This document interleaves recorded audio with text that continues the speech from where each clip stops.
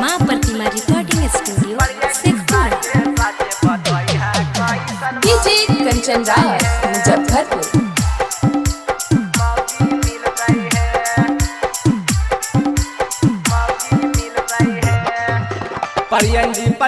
परियंजी तानी पतारा देखी ना। परियंजी तानी पतारा देखी ना। मौगी गोर मिलते की कार तानी पतारा देखी ना। मौगी गोर मिलते की कार तानी पतारा देखी ना। सुंदर साला साली छोड़ा तोर मिलतौ रे। सुंदर साला साली छोड़ा तोर मिलतौ रे। करमी लव मैरिज शादी त मौगी कार मिलतौ रे। करमी बाबू माई के मर्जी से मौगी झकास मिलतौ रे। झकास मिलतौ रे। झकास मिलतौ रे। डीजे कंचन राज मुजफ्फरपुर।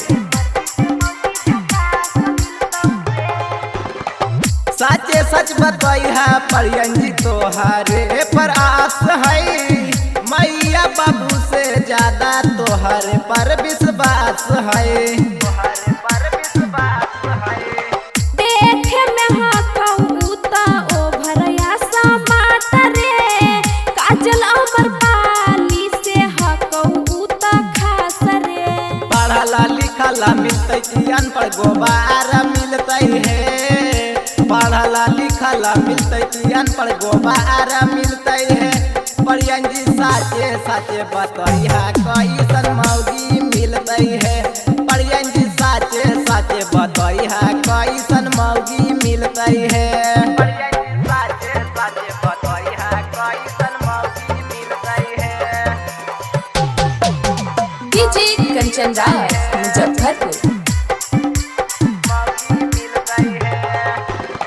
मिली जाए तो परियन जी जब मन जोग कानिया। घर पे बोलाई के तोरा पहनबो नया साड़िया। लिख हकौ रौशन रंगबाज साचे साचे बतिया। गाबो हकौ लालू रवानी सुनौ सारा दुनिया।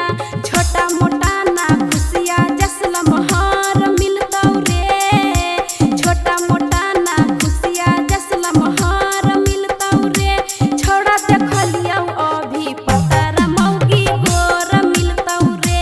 छोड़ा देखलियौ अभी पतारा मौगी गोर मिलतौ रे।